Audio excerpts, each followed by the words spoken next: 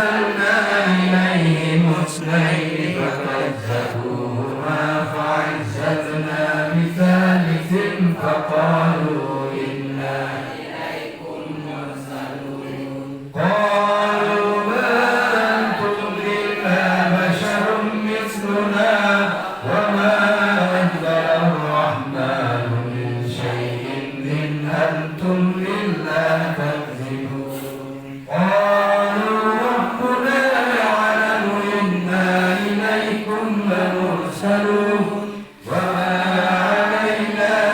إلا البلاغ المبين قالوا إنا تطيرنا بكم وإن لم تنتهوا لنرجمنكم وليمسنكم منا عذاب أليم قالوا طائركم معكم أئن ذكرتم بل أنتم قوم مسرفون وجاء من أقصى المدينة رجل يسعى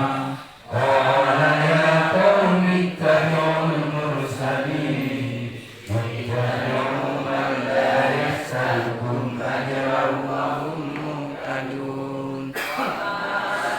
أعبد الذي فطرني وإليه ترجعون أأتخذ من دونه آلهة إن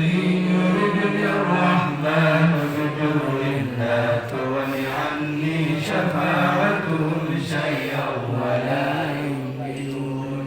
إني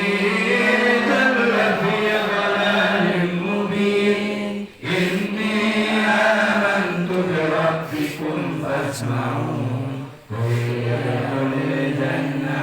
قال يا ليت قومي يعلمون بما غفر لي ربي وجعلني من المكرمين وما